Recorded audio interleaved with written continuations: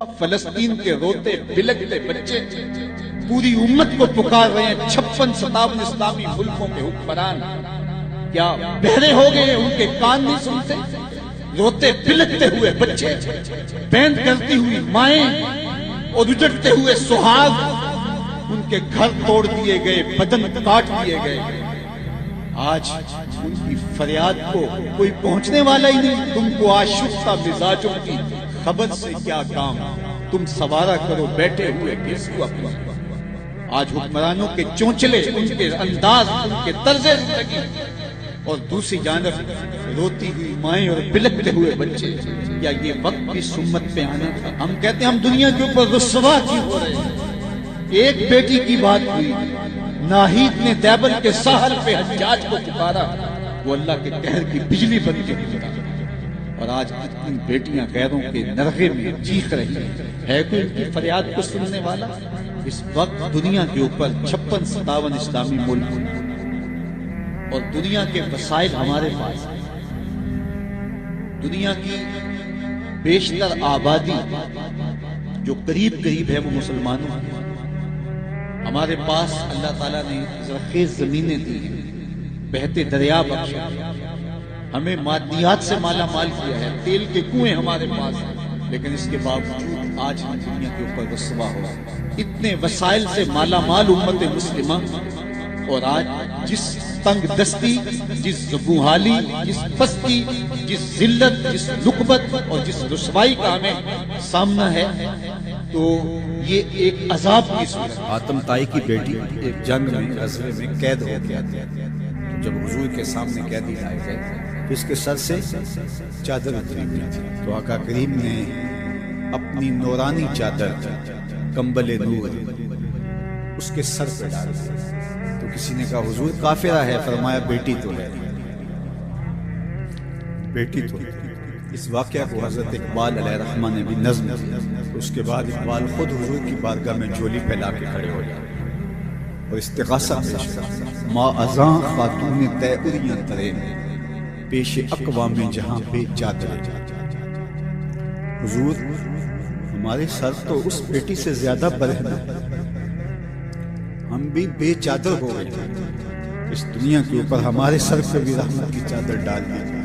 آج فلسطین کے بلکتے بچے، روتی مائیں، آہیں اور سسکیاں بھرتے ہوئے مظلوم حضور سے ہی کہہ رہے ہیں، اب تو ان کے دنیا کے سارے سہارے ٹوٹ گئے۔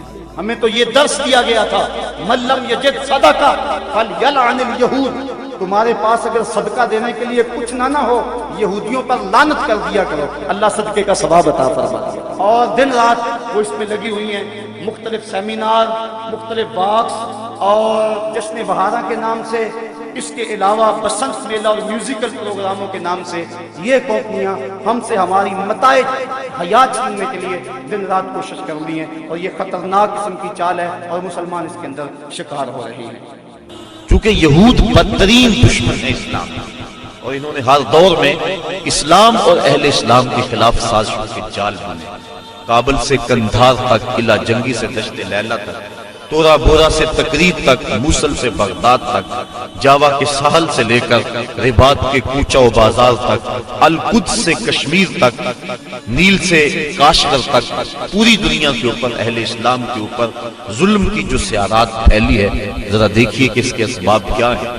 یہود و ہنود کا اور یہود و نصارہ کا گٹھ جوڑ، اور انہوں نے مسلمانوں کے لیے عرصہ حیات تنگ کر دیا، اور اس وقت ہم جس حالت میں ہیں کسی سے مخفی نہیں۔ ہمارے ساتھ جو کچھ ہوا، جو کچھ ہو رہا ہے اور جو کچھ ہونے والا ہے، کھول کر آنکھیں میرے آئینہ گفتار میں آنے والے دور کی دھندلی سی ایک تصویر دیکھ۔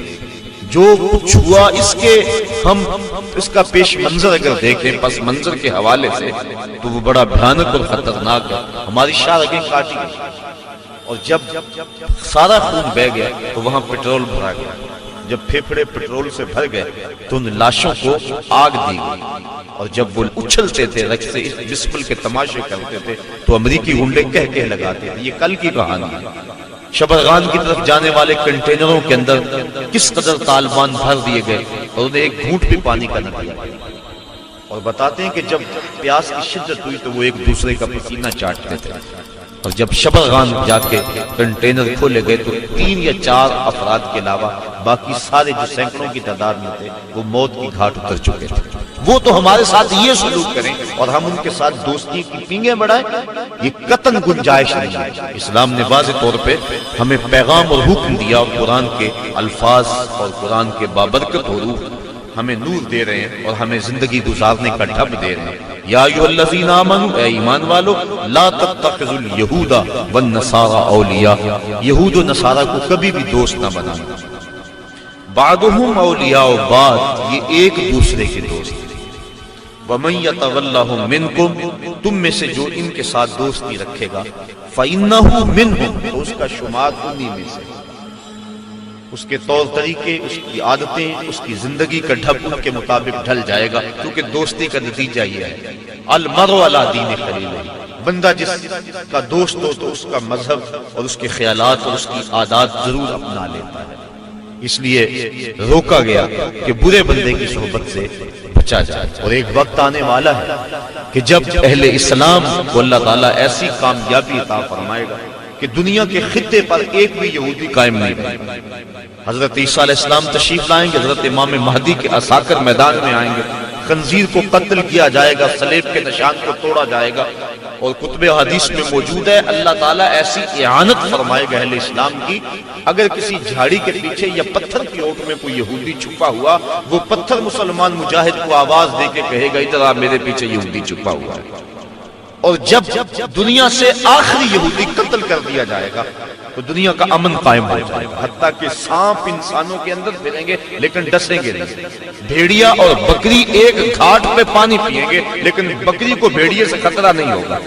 دنیا کے امن کی ضمانت ہے جب آخری یہودی قتل ہوگا۔ جب تک یہود موجود ہیں پوری دنیا کے اوپر امن قائم نہیں ہو سکتے۔ امن کی بربادی کا سبب مسلمان دہشت گرد قرار دیے جا رہے ہیں، لیکن حقیقت یہ نہیں ہے، مسلمان تو اپنی بقا کی جنگ لڑ رہے ہیں، مسلمان دہشت گرد نہیں ہوتا۔ یہ تو امن کا متوالا ہے، یہ تو امن کا درس دینے والا ہے۔ پوری دنیا کے اوپر جو فساد ہے وہ یہود کی وجہ سے ہے، اور جب یہودی ختم ہو جائیں گے خاص کم جہاں پاک، تو پوری دنیا کے اوپر امن کے سویرے طلوع ہونے لگیں گے۔ تو اللہ تعالیٰ جل شانہ مومنوں کو وہ دن ضرور دکھائے گا۔ اسلام نے سرخرو ہونا ہی ہونا، یہ بات ذہن میں رکھیں۔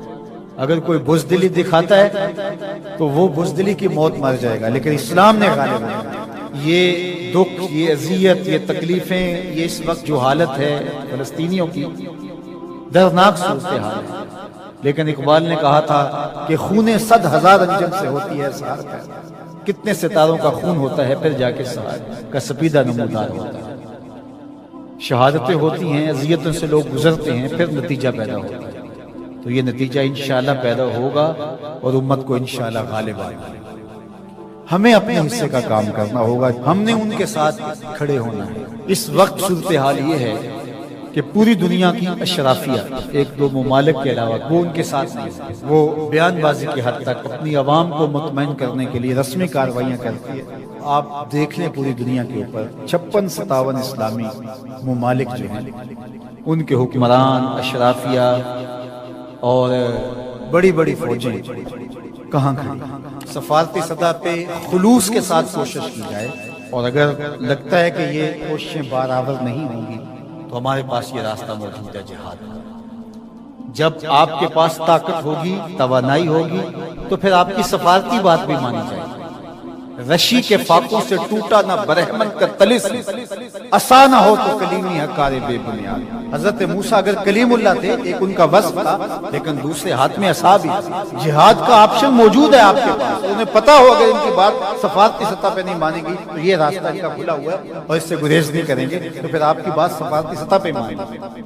لیکن انہیں پتا ہے کہ یہ چیخ چلا کے رو کے جو ہے وہ پھر خاموش ہو جائیں گے، تو وہ آپ کی اشک شوئی بھی نہیں کریں گے، محض ایک رسم کے طور پہ کاروائیاں ہوں گی اور بات ختم ہو جائے گی۔ سلامتی کونسل اقوام متحدہ ہمیں کیا دے گی؟ وہ تو استعمال کی باندھی ہے، ہمارے لیے وہ کچھ نہیں کر سکتے۔ امت کو اپنا پلیٹ فارم فراہم کرنا ہوگا، اور امت کو اپنے مسائل حل کرنے کے لیے ہمارے پیغمبر نے جو راستہ جہاد کا دیا ہے اسی راستے پہ چلنا ہے۔ پھر دیکھنا کہ کس طرح کفر دم دبا کے بھاگتا ہے گھٹنوں کے بال آتے ہیں۔ مسلمان کا مقابلہ نہیں ہو سکتا اگر وہ غیرت پہ آ جائے۔ دوسرا، اس وقت وہاں بیچارے لوگ سسک رہے ہیں، ان کے پاس دوائیں موجود نہیں ہیں اور ان کے پاس غذائی قلت ہے، مکان ان کے ختم ہو گئے۔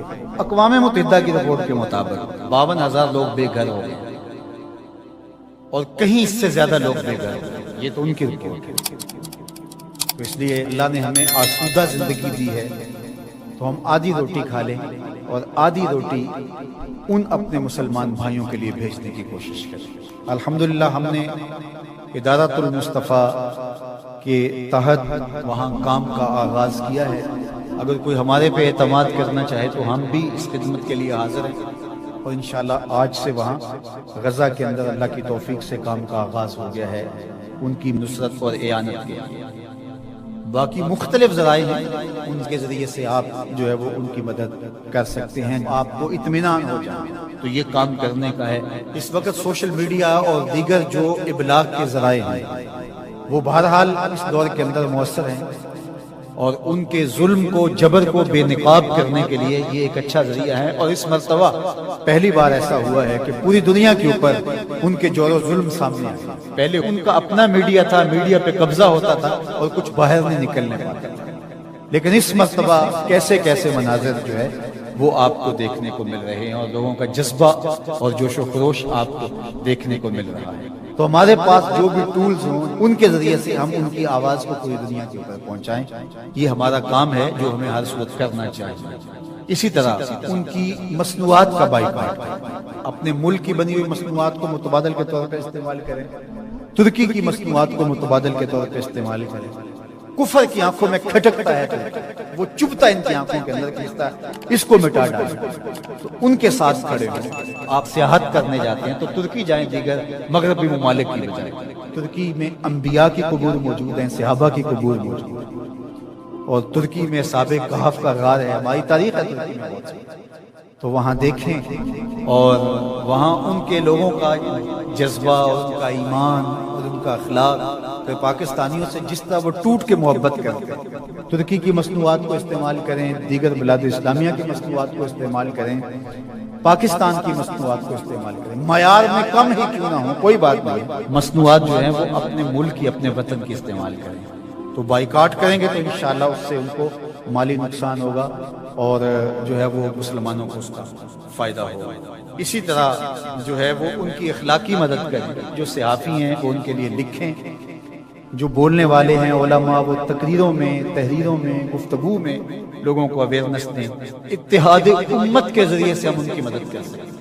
امت اگر متحد ہو جائے، جغرافیائی تقسیمیں، لسانی عصبیتیں اور باہمی ہماری ذاتی رنجشیں اور نفرتیں جو ایک دوسرے کے خلاف کھڑی ہو جاتی ہیں اور جس سے امت کا اتحاد پارا پارا ہو جاتا ہے، یہ بدبختی ہوگی۔ تو ان ساری تقسیمات کو رد کر کے حضور کے نام پر، قدس کے نام پر، قرآن کے نام پر، توحید کے نام پہ ہم جمع ہو جائیں۔ الکفر ملت واحدہ، سارا کفر ایک ملت ہے، تو مسلمان کیوں جمع نہیں ہو سکتے؟ حضور کے نام پہ سب جمع ہو جائیں۔ امت کی وحدت اس بات کا پیغام ہے کہ دشمن کے چھکے چھوٹ جائیں۔ میں اپنے ساتھ جڑے ہوئے تمام لوگوں کو کہتا ہوں، اپنی اولادوں کو بہت اچھا پڑھائیں، ان کی دینی تربیت آخری حد تک کریں، اور ان کی جو دنیاوی تعلیم ہے اس کو بھی بہتر سے بہترین انداز میں آگے لے کے جائیں۔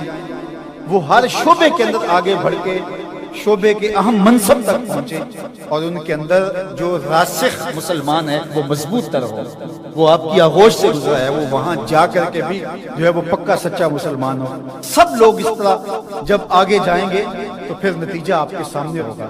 لیکن اگر ہم یہ نہیں کریں گے تو پھر ہم سوائے چیخنے چلانے کے، صدائے احتجاج بلند کرنے کے اور کچھ نہیں کر پائیں گے۔ تو بہرحال غالب تو آنا ہی آنا ہے اسلام نے، وہ پھر ہم نہیں ہوں گے، پھر اللہ تعالیٰ کسی اور کو منتخب کر لے گا ہماری جگہ پہ۔ اگر ہم چاہتے ہیں کہ ہم اور ہماری نسلیں اسلام کی نشأت کے کام آئیں، اسلام کی نہضت کے کام آئیں، تو اس کام کے لیے ہم اپنی نسلوں کو، اپنی اولادوں کو، اپنے رجال کار کو تیار کریں، تاکہ پھر ان جگہ پہ کھڑے ہو کر کے دین کی نصرت اور اعانت کے تو ہم یہ سزا کاٹیں گے۔ آج بھی اگر ہم قرآن سے جڑ جائیں، قرآن سے وابستہ ہو جائیں، ہمارا من بھی روشن ہو اور زندگی بھی جنت بن جائے، زندگی بھی نور نور ہو جائے۔ اور آج ہمارے گھروں میں قرآن بند پڑا ہوا ہے، ہم نے اس کے اوپر غلاف چڑھا کے اوپر تاک پہ رکھ دیا، کبھی کبھی اٹھاتے ہیں اور اس کو جھاڑ کر کے پھر وہاں خوشبو لگا کے رکھ دیتے ہیں۔ کبھی گھروں میں قرآن کھلتا تھا، صبحوں کا آغاز قرآن کی تلاوت سے ہوا کرتا تھا، آج صبح کا آغاز فیس بک سے ہو رہا ہے۔ کبھی گھروں سے قرآن پڑھنے کی آواز آیا کرتی تھی، آج باپ یوسف کی صدائیں سنتی ہیں۔ پھر یہی وجہ ہوئی نا کہ آج ہر بندہ کہتا ہے میرے اوپر کسی نے ٹونا کر دیا ہے، کسی نے جادو کر دیا ہے، بدروحوں کا سایہ ہے، ہمارے گھر کے اوپر کسی نے جو ہے وہ کچھ کر دیا ہوا ہے۔ میں کہتا ہوں کہ تمہارے گھر میں قرآن جو نہیں ہے پھر بدروحوں کا ہی سایہ ہونا ہے۔ اگر قرآن کی تلاوت ہوتی، اللہ کی رحمت کے فرشتے اترتے، اللہ کی رحمتوں اور اس کے انوار کی بارش ہوتی تمہارے گھر میں، اور پھر کیا ہوتا ہے، بھاگتی عاملوں کے پاس، اور عامل کہے گا کہ تجھے کچھ نہیں ہے، کتاب اللہ سے دوری کا نتیجہ ہے، بد عملی کا نتیجہ ہے، دین سے اعراض کا نتیجہ ہے، تو پھر اس کا تو کاروبار وہی ختم ہو گیا۔ وہ کہتا ہے تو وقت پہ آ گیا ہے، اگر 2 دن لیٹ ہو جاتا تو یہ تعویذ تو چل جاتا، پھر مریض بن جاتا ہے ذہن میں۔ اور جو قرآن کی چوکھٹ پہ سلامی نہیں دیتا اس کو پھر اس بابے کی، اس عمل کی چوکھٹ پہ سلامی بھی دینا پڑتی ہے اور اپنا مال بھی گنوانا پڑتا ہے۔ اور روز آئے دن اخباروں کے اندر ایسے جعلی عاملوں کی کہانیاں چھپتی ہیں، اور سوشل میڈیا کے اوپر بھی آپ دیکھتے ہیں کہ یہ کیسے کیسے بد نصیب لوگ ہوتے ہیں اور کیسی کیسی کاروائیاں بھی کرتے ہیں۔ قرآن سے دوری کا نتیجہ ہوا کہ ان کی چوکھٹ پہ رسوا ہونا پڑا۔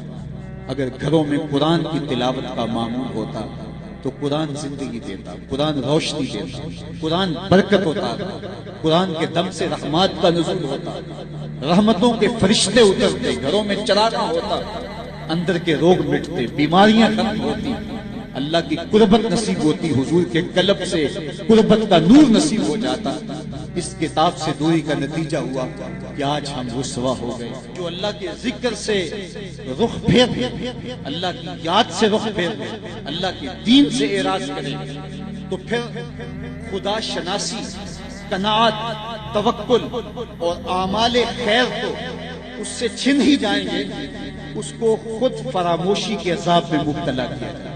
اور قرآن مجید نے ایک دوسرے مقام پہ ارشاد فرمایا، وَلَا تَكُونُوا كَالَّذِينَ نَسُوا اللَّهَ فَأَنسَاهُمْ أَنفُسَهُمْ، ان لوگوں کی طرح نہ ہو جانا جنہوں نے رب کو بھلا دیا، وہ بھول گئے، اپنے رب کو بھول گئے، غفلت ایسی طاری ہوئی، سویر سے لے کر شام تک اور شام سے سویر تک دنیا دنیا اور دنیا ہی مقصد حیات تھا۔ دنیا میں آئے کس لیے تھے، مقصد کیا تھا، بھول گئے۔ میلہ دیکھنے کے لیے آئے تھے، گھر کا راستہ بھول گئے۔ اللہ اکبر۔ فرمایا تم ان لوگوں کی طرح نہ ہو جاؤ۔ پھر اللہ نے سزا کیا تھا، رزق کے دروازے بند کر دیے؟ نہیں۔ ان کی سانسیں چھین لی؟ نہیں۔ سورج کو حکم دے دیا اس کے آنگن میں روشنی نہ بھیجنا؟ نہیں۔ چاند کو چاندنی بکھیرنے سے روک دیا؟ نہیں۔ آب و ہوا روک دی گئی؟ نہیں۔ انہیں کیا سزا ملی جنہوں نے رب کو بھلا دیا؟ فرمایا فَأَنسَاهُمْ أَنفُسَهُمْ، اللہ نے انہیں ان کی ذاتوں سے انہیں بے خبر کر دیا۔ جو خدا فراموش ہوئے وہ خود فراموش ہوئے، انہیں اپنے آپ سے ہی آگاہی نہ رہی۔ اور مجھے بتاؤ، جسے یہ بھی نہ پتا ہو کہ میں کون ہوں، اپنی شناخت جو بھول جائے، اس کے پلے ہوتا کیا ہے؟ اقبال نے کہا تھا نا، اپنے من میں ڈوب کر باجا سراغے زندگی، تو میرا نہیں بنتا تو نہ بن، اپنا تو بن۔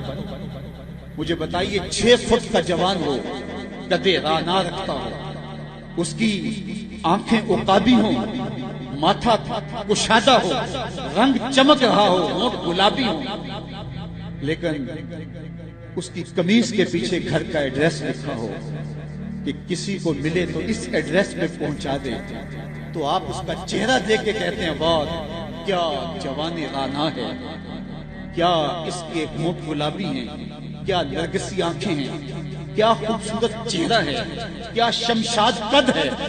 لیکن اچانک نظر پڑی تو اس کے گھر کا ایڈریس اس کی قمیض کے پیچھے لکھا تھا۔ آپ نے کہا میں نے دور سے دیکھا، اس کا تو توازن عقلی ہی ٹھیک نہیں، یہ تو بیچارہ جو ہے وہ پاگل ہے، तो कद काठ होने के बावजूद घर का एड्रेस पीछे लिख दिया गया। तो अब हर कोई समझता है कि ये बेचारा फहमो इदराक के नूर से खाली है। कदे राना पे तरस आने लग जाता है, और वो आंखें जिनमें डूब जाने को, झील जैसी आंखों में गोता लगाने को जी चाहता था, तो अब तरस आने लग जाता है कि ये बेचारा तो खुद फरामोश है।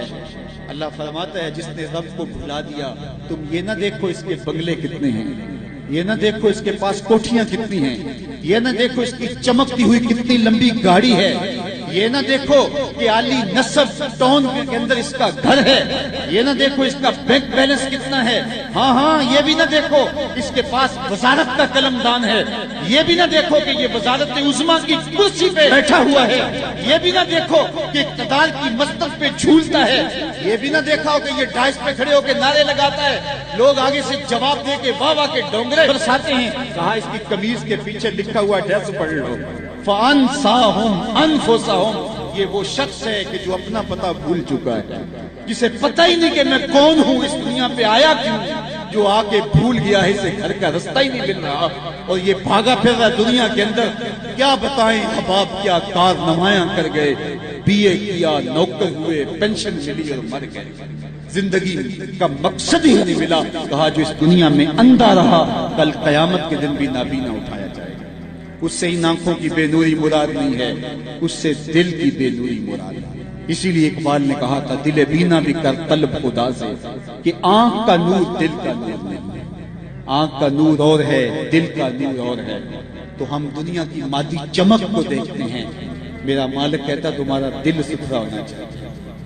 तुम्हारा मुंह काला हो तो कोई बात नहीं है, दिल काले ना लो, मुंह काला चंगा, जे को ये रम्ज पछाने। असल तो दिल की पाकीज़गी है, और दिल रब के साथ वाबस्ता हो, उसके रसूल के साथ वाबस्ता हो। तो जिसने अल्लाह के दीन से रुख फेरा, एराज किया, तो फिर उसका नतीजा क्या हो कि उसकी जिंदगी तल्ख हो जाएगी। आप ये देख लें, ये सलाहुद्दीन अय्यूबी का ताल्लुक भला किस चीज से था? गौसे आजम के मदरसे से। हुजूर गौसे आजम के मुरीदों की जमात इसके साथ शामिल थी। कौन लोग थे जिन्होंने मदारस से फैज पाया? राजी और गजाली, हुजूर गौसे आजम, ख्वाजा अजमेर, ये सब लोग मदारस के लोग हैं।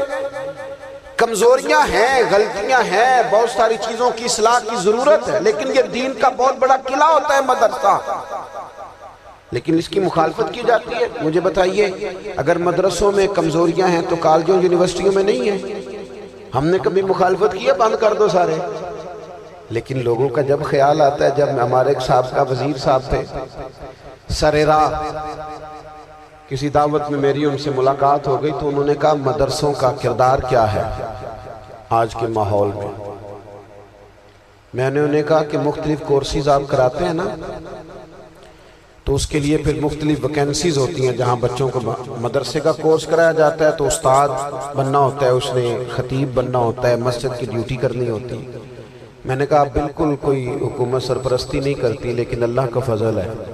कभी आपने को मस्जिद सुनी है जिसमें जुमे वाले दिन मौलवी ना मिला हो जुम्मा पढ़ाने के लिए? कभी आपको रमज़ान में ऐसी मस्जिद मिली है जिसमें कुरान मजीद सुनाने के लिए हाफिज ना मिला हो?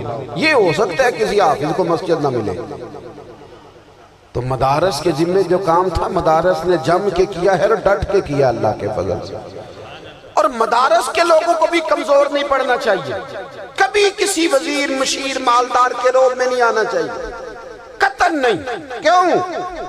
कि ये वो अजीम लोग हैं रसूलुल्लाह सल्लल्लाहु अलैहि वसल्लम के दीन के गुलाम, कि अभी एक लफ्ज नहीं पढ़ा होता अलिफ बा ता सा, पहले दिन घर से निकलते हैं तो हुजूर फरमाते हैं अल्लाह के फरिश्ते इनके पैरों के नीचे पर बिछा भी देते हैं। पहले दिन इतना बड़ा एजाज मिलता है। तो हुजूर की मोहब्बत का तकाजा है, दीन का कोई काम किया जाए। एक खातून मस्जिद नबवी शरीफ में झाड़ू देती थी, पर कोई काम तो करती थी। और किस मस्जिद में? जहां 70,000 फरिश्ते सुबह आते हैं, 70 शाम आते हैं। उस मस्जिद में वो खातून झाड़ू देती थी। बुखारी है। जब उनका इंतकाल हो गया, सहाबा ने सोचा कि हुजूर को तकलीफ होगी, बगैर बताए जनाजा पढ़ दिया। हुजूर सुबह तशरीफ लाए, ताजी कब्र देखी, और महबूब वो हैं जो फर्श पे खड़े होकर अर्ज की खबरें देते हैं। نبی پاک علیہ السلام نے فرمایا کہ مجھے اطلاع کیوں نہیں دی اس کے انتقال کی؟ یہ کرم دیکھو، کوئی ڈیوٹی تو کرتی تھی نا یار، پر خلوص سے، پر پیار سے، پر اللہ کو راضی کرتے، پر درد دل سے۔ او دین کی ڈیوٹیاں کرنے والے دوستو سنو، حضور صبح آئے، قبر کو دیکھ کر فرمایا مجھے کیوں نہیں بتایا؟ یا رسول اللہ آپ کو تکلیف دینا مناسب نہ جانا؟ تو قبر پہ کھڑے ہو کے حضور نے فرمایا صف بناؤ میں دوبارہ جنازہ پڑھاؤں گا، صف بناؤ میں دوبارہ جنازہ پڑھاؤں گا۔ کوئی ڈیوٹی تو۔ تیسرا تقاضا حضور کی محبت کا، سمجھو میں بس بڑی جلدی بات سمیٹنے لگا ہوں، حضور کی امت سے پیار کرو، یہ نبی پاک کی محبت کا تقاضا ہے۔ حضور اس بندے سے بڑے راضی ہوتے ہیں جو حضور کی امت سے پیار کرتا ہے۔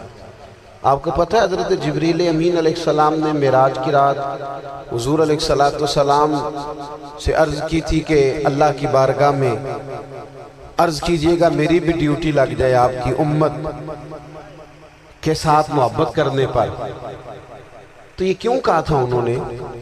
علماء نے لکھا اس لیے کہا تھا کہ حضرت جبریل بھی جانتے ہیں کہ حضور کی امت سے محبت کی بات کی جائے نا تو نبی پاک راضی ہوتے ہیں۔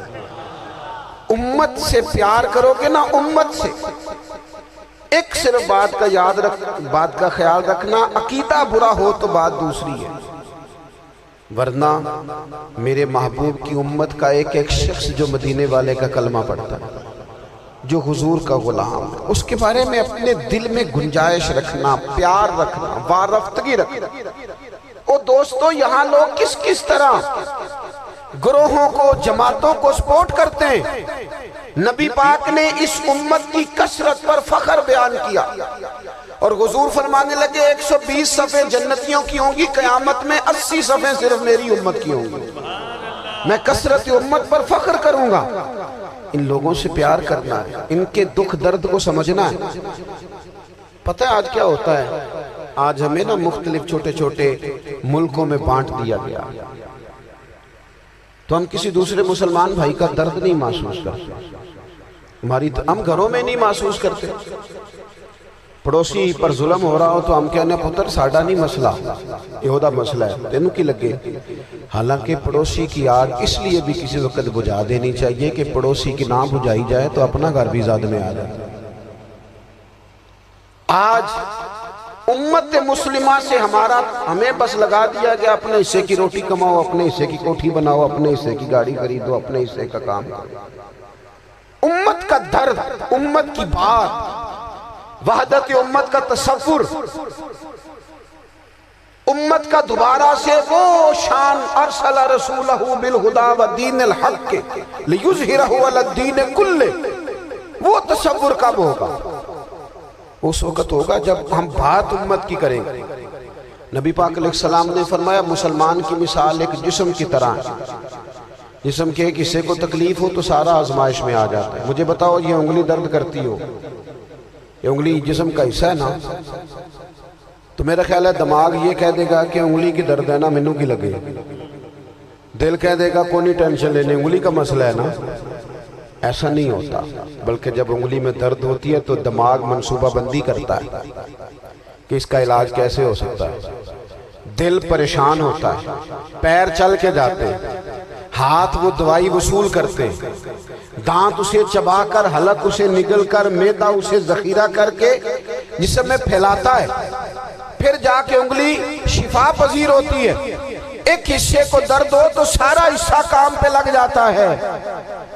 اسرائیل اگر تکلیف دے رہا ہے فلسطینیوں کو تو ہونا چاہیے تھا نا بعد مسلمان حکمرانوں کو نیند نہ آتی، وہ درد دل محسوس کرتے، ہونا چاہیے تھا نا کہ بعض لوگ یہاں ہم کیا کرتے ہیں بھلا بیٹھ کر، اب تو مجھے بعض چیزوں سے کوفت بھی ہونے، ہم دیتے ہیں بیان، مذمت۔ آپ کے بیان دینے سے کیا ہوگا؟ فلانے نے بھی بیان دے دیا، فلانے نے بھی کلپ دے دیا، یہ کیا کر رہے ہیں؟ یہ تو آپ زندہ رہنا چاہتے ہیں۔ وہ جس طرح آج کل ہمارے ہاں بہت ساری چونکہ جماعتیں تو کشمیر ڈے آتا ہے نا تو مل کے ریلی نہیں نکالی جا سکتی، سوال نہیں پیدا ہوتا، کیونکہ ہمیں جماعتوں کو زندہ رکھنا ہے۔ اس جماعت کی خبر الگ لگنی چاہیے، اس جماعت کی خبر الگ، تو ایسے کوئی انقلاب آئے گا؟ یاد رکھنا امت کو پوری کو ایک طاقتور آواز بننا پڑے گا، ہمیں تھوڑا تھوڑا اوپر اٹھ کے سوچنا پڑے گا۔ خدا را اللہ تعالیٰ مجھے معاف کرے اگر کوئی بات میں سطحی کر رہا ہوں، دل کی گہرائی سے عرض کرتا ہوں اب تو بڑا سخت وقت آ گیا۔ اب چونکہ اب تو کیمرے کی آنکھ آئی ہے تو وہ زخمی بچے دیکھے نہیں جاتے، وہ تڑپتی مائیں دیکھی نہیں جاتی، وہ سسکتی اور آواز دیتی بیٹیاں سنی نہیں جاتی۔ وہ آوازیں ایسی ہیں جیسے وہ رات کے سناٹوں میں چیخیں بن کے لوگوں کو جگایا کریں گے۔ خدا را کچھ جرم ایسے ہوتے ہیں جن کی سزائیں بڑی سخت ہوتی ہیں، جن کی معافی بڑی مشکل سے ہوتی ہے۔ اپنے اندر جذبہ ایمانی پیدا کریں۔ اور میرے دوستو، بستر پر بھی تو لوگ ماری جایا کرتے ہیں۔ اپنی زندگی رسول اللہ صلی اللہ علیہ وسلم کے دین کے نام کرو، جذبہ جہاد، شوق شہادت اور عشق رسول، یہ عناصر ہیں جو امت مسلمہ کو پیروں پر کھڑا کریں۔ 2 منٹ کے لیے سوچو، امت اگر اسی طرح کٹتی رہی، پریشان رہی، دکھتی رہی اور باری باری کر کے، اقبال نے کیا کہا تھا؟ اس نے کہا تھا وطنوں میں، انہوں نے کہا تھا کہ ان تازہ خداؤں میں بڑا سب سے وطن ہے، جو پیرہن اس کا ہے وہ مذہب کا کفن ہے۔ تو اقبال ہم کیا کریں؟ کہنے لگے بازو تیرا توحید کی قوت سے قوی ہے، اسلام تیرا دیس ہے، کیونکہ تو مصطفی ہے۔ تو بحیثیت مسلمان سوچنا شروع کر، بحیثیت مسلمان، اور یوں تو سید بھی ہو، مرزا بھی ہو، افغان بھی ہو، تم سبھی کچھ ہو، بتاؤ کہ مسلمان بھی ہو۔ تمہارے اندر کہیں سے کوئی مومن بھی بولتا ہے کہ نہیں؟ علاقائی تعصبات اور ملکی سرحدوں میں قید ہو جانے والوں، تم ایک نبی کی امت ہو۔ کیوں نہیں سمجھتے؟ جب کشمیر کی بیٹی روتی ہے تو مدینے والے محبوب پاک علیہ السلام کی، جس شخص نے ایمان کی دولت حاصل کر لی تو چاہے دنیا کی کوئی اور چیز اس کو نہیں بھی ملی تو وہ فلاح پانے والا ہے۔ اور چیزیں دنیا کی اگر اس کو میسر آ جاتی ہیں تو وہ سونے پر سہاگے کا کام ہے، لیکن فرض کرو اس کو اور کچھ بھی نہیں ملتا، صرف ایمان، تو نفس ایمان فلاح کی ضمانت ہے۔ اسود الرائی، رائی عربی میں کہتے ہیں چرواہے کو، اسود کہتے ہیں کالے رنگ کو۔ کالے رنگ کا ایک چرواہا تھا، اسود نام سے، نام بھی اسود پڑ گیا تھا۔ کالے رنگ کے لوگوں کو لوگ کالو کہہ دیتے ہمارے یہاں، تو اس طرح عربی کے اندر بھی اسود کو کہتے ہی اسود تھے۔ تو پھر جو آزاد لوگ ہوتے ہیں ان کے تو نام ہوتے ہیں، تو غلاموں کے تو پھر لوگوں کی مرضی سے نام ہوں گے نا، جو لوگ ڈالتے، تو اس کا نام بھی اسود پڑ گیا اور تھا بھی کالے رنگ کا۔ تو حضور علیہ السلام ایک غزوے پہ تشریف لے گئے تھے اور یہ اپنی بکریاں لے کے گزرا، اور اس کی نظر حضور کے چہرے پر پڑی۔ آقا کریم کو دیکھا، حضور نے دعوت دین دی تو اس کے دل میں ایمان پر آیا، تو اس نے حضور علیہ السلام کے ہاتھ پہ بیعت اسلام اور عرض کی کہ حضور اب میں تو کہیں کا جانے کا نہیں ہوں، اب ان بکریوں کا کیا کروں؟ یہ تو میرے مالک کی بکری۔ تو فرمایا کہ تم ان کو اس کے باڑے کی طرف ہانکو، جب آخری بکری اس کے باڑے میں چلی جائے تو تم پلٹ آنا۔ تو وہ گئے اور جا کے بکریوں کو اس کے باڑے کے اندر ہانکا، جب آخری بکری اندر چلی گئی، پھاٹک بند کیا تو واپس آ گیا۔ اتنے میں جنگ کا بازار گرم ہو چکا تھا، گمسان کی لڑائی شروع ہو چکی تھی۔ تو یہ آئے اور میدان عمل میں کود پڑے، اور بکریاں چڑھانے والے تھے بے جگری کے ساتھ جو ہے وہ لڑے، پوری ہمت کے ساتھ آگے بڑھے، لیکن دشمن کی تلوار نے ان کو کاٹ کے رکھ دیا۔ خیر جنگ ختم ہوئی تو جب لاشوں کو اٹھایا جانے لگا تو اسود رائی کی لاش بھی پڑی۔ تو اللہ کے محبوب علیہ السلام نے جو ارشاد فرمایا اس کا مفہوم یہ ہے کہ یہ شخص ہے جس نے کوئی نماز نہیں پڑھی، کوئی روزہ نہیں رکھا، کوئی زکوٰۃ نہیں دی، کوئی حج نہیں کیا، یہ آیا اور سیدھا جنت کا دروازہ کھلا تھا اندر چلا گیا۔ تو ایمان وہ بنیادی چیز ہے کہ کامیابی اور فلاح کی ضمانت شروع ہی ایمان سے ہو. کچھ بھی نہ ہو آپ کے پاس، ایمان کی دولت. اللہ اکبر. اور یہ ایمان ہمیں کسی قیمت سے نہیں ملتا، یہ اللہ کی توفیق سے. بڑے بڑے سمجھدار ہو، ابو جہل کو ابو الحکم کہتے ہیں، دانائیوں کا سرچشمہ، بڑے پنچایت کا آدمی تھا، بالوں کی کھال ادھیڑ لیتا تھا، معاملہ فہم تھا، باتوں کی تہ تک پہنچنے کا فن جانتا تھا، لیکن نہیں پہنچ سکا. اور یہ نہیں ہے کہ اس کو پتہ نہیں چلا تھا، مغالطہ لگ گیا، نہیں.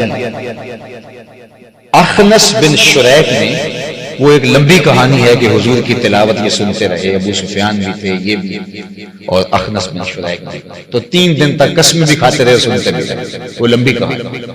تو تیسرے دن لمبا ڈنڈا لے کر گئے تو اخنس بن شریک نے آ کے ابو جہل کے دروازے پہ مارا اور کہا، یہ باہر آیا آنکھیں ملتا ہوا، کہا ابو الحکم بتا، سچ بتانا، جھوٹ نہیں بولنا. 3 دن سے ہم نے جو کلام سنا ہے، تیری اس کے بارے میں رائے کیا ہے؟ انصاف کی پکڑی تیرے ہاتھ میں آنی چاہیے، جھوٹ نہیں بولنا. تو نے بھی سنا اور میں نے بھی سنا اور ابو سفیان نے بھی سنا، تو تو سچ بتا کے تیری رائے کیا ہے؟ تو ابو جہل ڈنڈی تو نہیں مار سکتا. اس نے پھر کیا کہا؟ اس نے کہا اخنس، رفادہ اور سقایا یہ تو پہلے ہی بنو ہاشم کے پاس، یعنی یہ 2 عزتیں تو پہلے ہی ان کے پاس ہیں، اور اگر نبوت بھی اس گھر کی مان لیں تو پھر ہمارے پلے کیا رہا؟ ہماری چودر تو گئی. تو اخنس بن شریک نے کہا کہ اس کا مطلب ہے کہ تم ایک حق کو، ایک سچائی کو، ایک حقیقت کو جو ہے وہ ماننے سے انکار کر رہے ہو صرف اپنی چودراہٹ بچانے کے لیے. تو یہ تو بہت زیادتی ہے. چلو تم بچاؤ اپنی چودراہٹ، میں جا رہا ہوں اور محمد عربی کا غلام بن رہا ہوں. اور آپ کو حیرت ہوگی کہ ابو جہل بہت کائن شخص تھا. اس نے کہا میری بس بات سن لو. وہ رکا، کہا اچھا آج تم اپنے باپ دادا کے دین کو چھوڑنے جا رہے ہو، تمہاری ماں جس دین پہ تھی اس کو چھوڑنے جا رہے ہو، تمہاری دادی پردادی جس دین پہ تھی، جنہوں نے تمہیں جنم دیا، تمہیں گود میں کھلایا، آج تم ان کو چھوڑنے جا رہے ہو. تو یہ رک گیا، ٹھہر گیا. اور آپ جانتے ہیں کہ اخنس بن شریک حالت کفر میں مرا. علماء نے کہا کہ یہ وہ شخص تھا جو ایمان کے کنارے پہ آیا، لیکن اللہ کا عزت نہیں ہوا اور یہ آگے نہیں گیا. اللہ اکبر. تو یہ تو سودے قسمت. کیا رو رو کے مسجد اقصی نے صلاح الدین ایوبی کو نہیں پکارا ہوگا؟ کیا رو رو کے مسجد اقصی نے نہیں کہا ہوگا ایک بار اور بھی طیبہ سے فلسطین میں آ کہ راستہ دیکھتی ہے مسجد اقصی سے، اور اپنا خود ہی کچھ کر لو اور یہ اپنا پاکستان بچا لے تو بڑی بات ہے. وہ کشمیر والے تمہارا انتظار کر رہے ہیں، وہ فلسطین والے تمہیں پکار رہے ہیں، تجھے پتہ نہیں کی کرن رہے. اٹھو یار نوجوانوں، کہ جہاں کبھی ہمارے نبی پاک علیہ السلام نے سارے انبیاء کی نماز میں امامت فرمائی تھے، وہاں پہ وہ نماز بھی نہیں پڑھتے تھے. ایسے لگا دکھ سن گیا. میں بھی اسے کچھ نہیں کہہ سکتا کہ یار میں تیری کی دسا، میں کر کچھ نہیں سکتا. لیکن حضرت ایک دوسرے کی زبان نہ آنے کے باوجود بھی اس نے مجھے اپنا دکھ بتا دیا، میں نے اسے اپنا دکھ بتا دیا. اور حضرت ہم گلے لگ کے اتنا روئے کہ میں آپ کو بتا نہیں سکتا.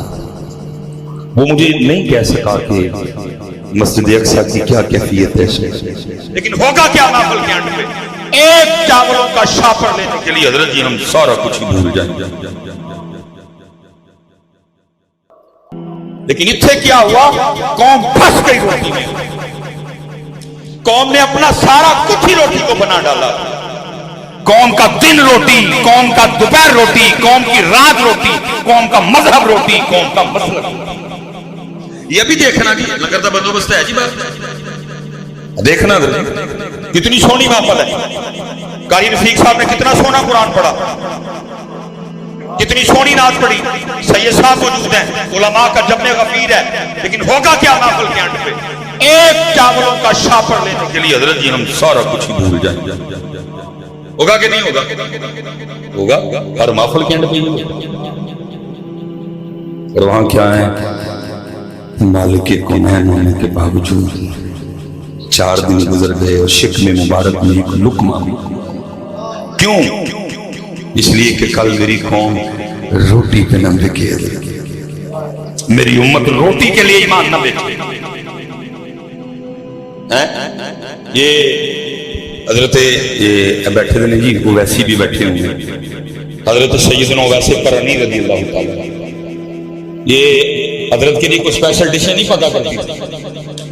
लिखा है किताबों में जी, लोगों के वो फेंके हुए फल और वो सब्जियां जो इस्तेमाल के काबिल नहीं रहती, क्योंकि फ्रिजें तो होती नहीं थी, चीजों को ज्यादा दिन तक महफूज नहीं किया जा सकता, जो लोग फेंक देते थे।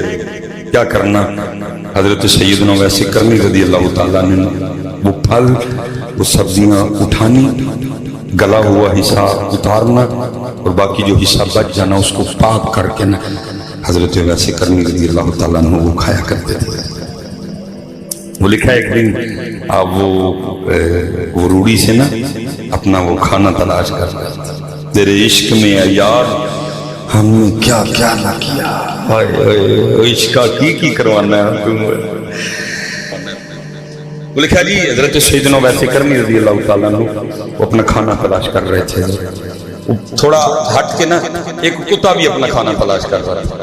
वो कुत्ता हजरत वैसे करनी रज़ी अल्लाह ताला अन्हु को भौंका रहा। तो आप कुत्ते को मुखातिब करके कहते हो क्यों भौंकता मुझ पे, क्या मैंने तेरे आगे से उठाया? वो अपना उठा, मुझे अपना उठा नहीं उठा। और फिर एक और ख्याल आया, और फिर कुत्ते को मुखातिब करके कहते हो कुत्ते सुन, अगर मरते वक्त उवैस को कलिमा नसीब न हुआ, अगर उवैस का खातिमा ला इलाहा इल्लल्लाह मुहम्मदुर रसूलुल्लाह, तू उवैस से चंगा है, और अगर मरते वक्त उवैस को कलिमा नसीब हो गया तो फिर उवैस तुझ से चंगा है। लेकिन इतने की है जी, सारा कुछ रोटी बन गई। और खुदा के बंदो निकलो रोटी से थोड़ा सा बाहर, निकलो थोड़ा सा रोटी से बाहर। रोटी पर जरूरत है, उसको जरूरत रहती है यार। क्या बना डाला तुमने रोटी को पकड़ के, क्या बना डाला? बड़े काम करने हैं यार, पता नहीं केड़े पासे पै गए।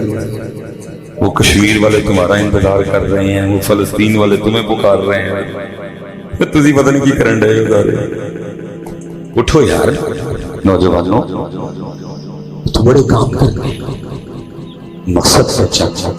क्या मकसद है? बड़ा हाल लग रहा। मैं पीछे भी कह के आया हमारे 2017 में ना वो पहली बार की खरब नवाजी, पहली बार हम गए तो सोर शरीफ को जाने का मौका जब आया, मैं आपको क्या बताऊं कि क्या उस वक्त कैफियत थी। हमने जूती भी उतारी है, वो लोग ना चल के जाते हैं। 2017 उस वक्त उम्र भी तकरीबन को 32-33 साल थी।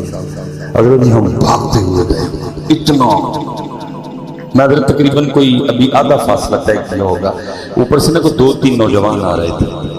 वो उन्होंने वो नीचे जॉगर लॉन्ग निकर और ऊपर उन्होंने टी शर्ट पहन रखी। मैंने हजरत वो अंदाजा किया कि ये तुर्की से होंगे। मैंने उनसे पूछा, मैंने कहा योर कंट्री? मुझे आगे से कहता है फलस्तीन।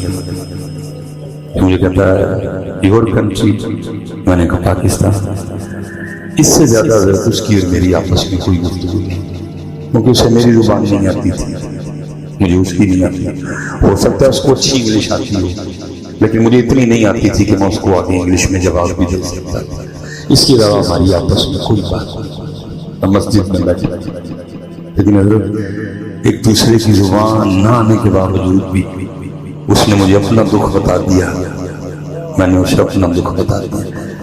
और हम गले लग के इतना रोए कि मैं आपको बता नहीं सकता। वो मुझे नहीं कह सका कि मस्जिद अक्सा की क्या कैफियत है, फलस्तीन की क्या कैफियत है, वो मुझे कुछ मुझे नहीं बता सका कि जहां कभी हमारे नबी पाक अलैहिस्सलाम ने सारे अंबिया کی نماز میں امامت فرمائی تھی وہاں پہ وہ نماز بھی نہیں پڑھنے دیتے. اس نے پھر مجھے کہا لیکن حضرت جی ایسے لگا نقصان گیا. میں بھی اسے کچھ نہیں کہہ سکتا کہ یار میں تینوں کی دسا میں کر کو جو نہیں سکتا. لیکن حضرت ہم گلے لگ کے اتنا رہے ایک دوسرے. اور میں جتنے نوجوان بیٹھے میں اب سب سے ایک بات پوچھ کے میں آگے بات ختم کروں گا. سچ بتانا پتر اس 27 رجب کو جب میرے نبی پاک علیہ السلام نے جناب سیدنا آدم علیہ نبی جنا علیہ السلام سے لے کر سیدنا عیسیٰ روح اللہ علیہ السلام تک جتنے انبیاء تھے سلام اللہ تعالی علیہ مجمعین سب کو نماز پڑھائی. اور رات جب اس سال پھر آئی 27 رجب شریف تو سچ بتانا حضرت کیا رو رو کے مسجد اقصیٰ نے نبی پاک علیہ السلام کو نہیں پکارا ہوگا؟ کیا مسجد اقصیٰ نے رو رو کے امیر المومنین حضرت سیدنا عمر بن خطاب رضی اللہ تعالیٰ عنہ کو نہیں پکارا ہوگا؟ کیا رو رو کے مسجد اقصیٰ نے صلاح الدین ایوبی کو نہیں پکارا ہوگا؟ کیا رو رو کے مسجد اقصیٰ نے نہیں کہا ہوگا ایک بار اور بھی طیبہ سے فلسطین میں آ کہ راستہ دیکھتی ہے مسجد اقصیٰ سے؟ لیکن حضرت ساڈے منڈیاں نوں پتہ کوئی یہ سارے ٹک ٹاک بنان ڈے کدی جناب لاہور دا پاوا اختر لاوا تو کدی جناب کیا تماشا لگا رکھا ہے.